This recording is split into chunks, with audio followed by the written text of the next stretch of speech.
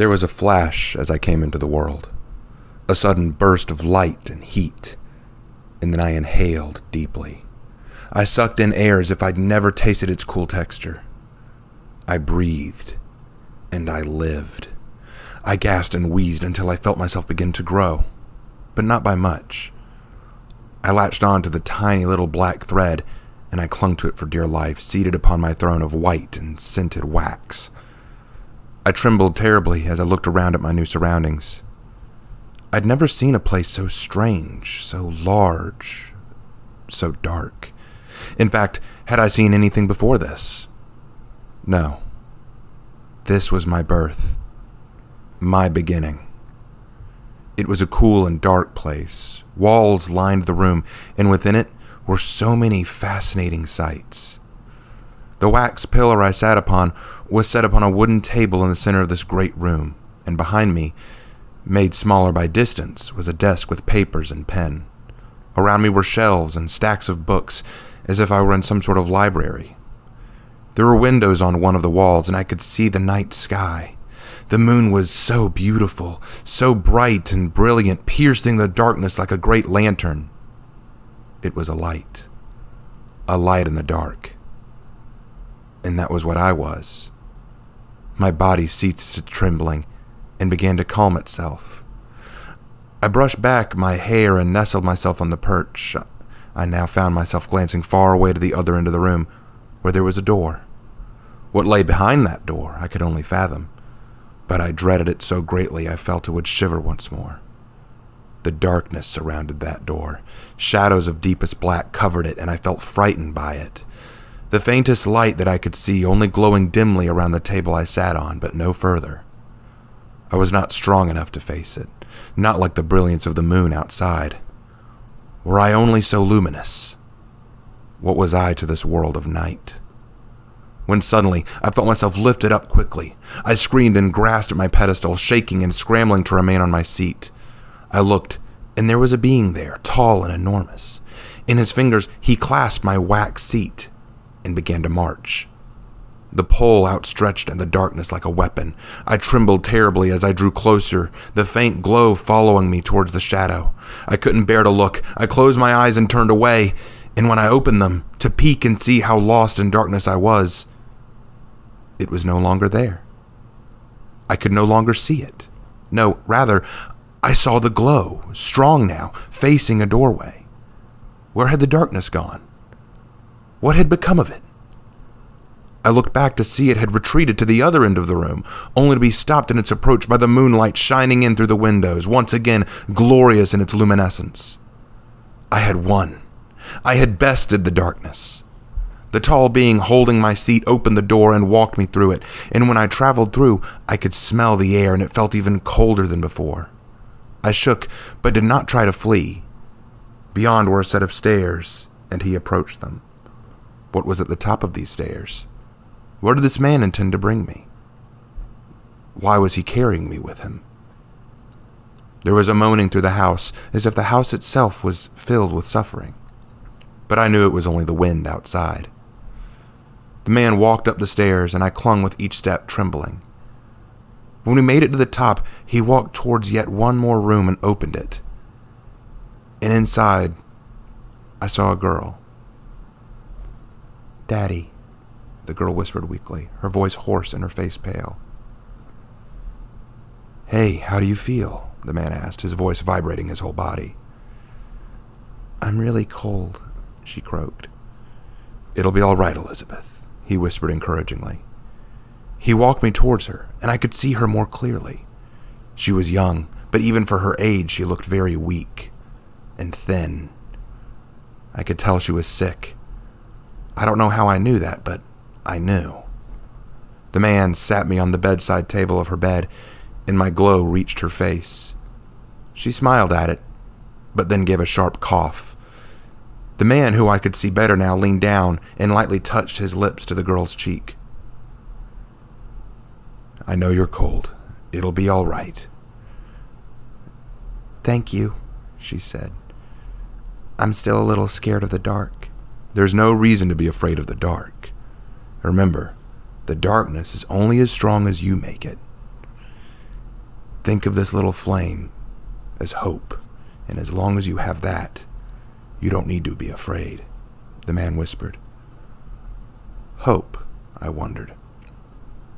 "It's scary. I don't know what's in the dark," she sniffed. He smiled at her and kissed her again, but there was pain in his smile. He was masking another emotion. Bitterness. Tears. He was crying, though not externally. It was for her, I knew. "You know I love you," he whispered. "I love you too, Dad." She gave another hoarse cough before laying back again, gazing in my direction, looking away from the darkness that surrounded her room.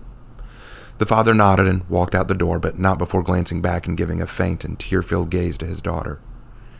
He then shut the door, leaving the girl alone with me. For a long time we did not speak, and for a moment I thought she'd gone to sleep, when suddenly she turned her weary head towards me in a somewhat haunting look of wonder. "I'm scared," she whispered. I silently asked her of what. Was she afraid of the dark like I was? No, I don't think it was that.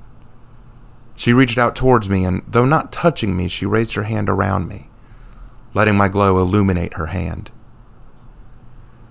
"I don't like seeing Daddy cry, but I don't think I have any hope." I could only tremble and murmur, my wax seat shrinking and turning softer.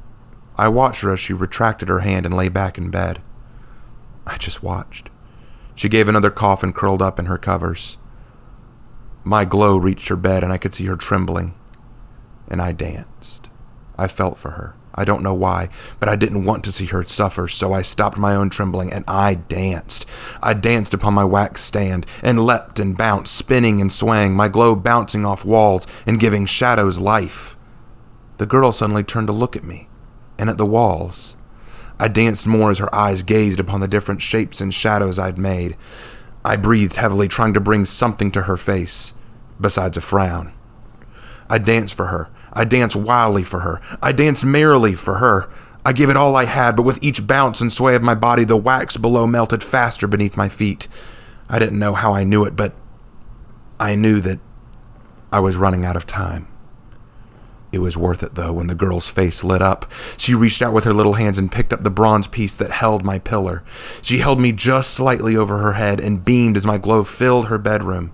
I danced faster and with more vigor. The room lived through the light. The darkness shrank and grew at my whim. It made shadows and shapes I'd never dreamed of. The moon outside seemed to laugh as the girl waved me back and forth.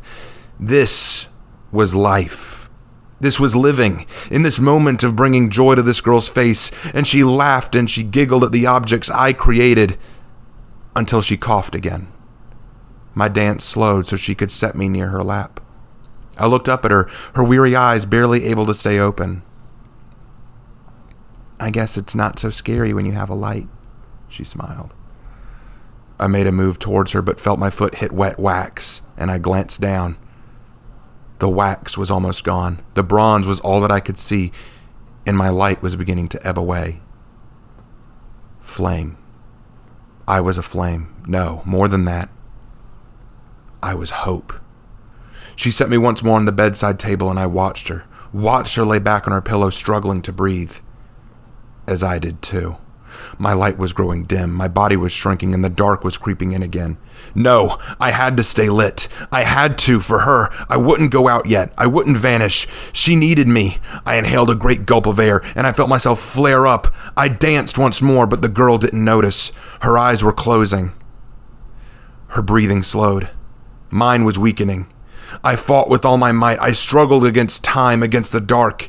It reached out for her like a grasping hand, and I flared up to fight it back. But I was losing. The wax was all but gone, and I was being swallowed by the liquid below me. I couldn't leave her. "Elizabeth," I whispered, "don't be afraid. I'm hope. Hold on to me." I let out one last breath, and then I flickered out. The next morning, a father would walk into his daughter's room to find her laying in bed, a melted candlestick by her head. At first, he would see this candlestick and fear the worst, his daughter unmoving. Her eyes would open when he drew close, and she would smile, a beaming face her father had all but forgotten. He would cry when he saw it, because in her eyes, he saw a tiny flame, and though small, it burned with a light that outshone any shadow of doubt. A flame that had once cowered before the unknown and the darkness, but now lived in his child and would grow like a wildfire. A flame of hope.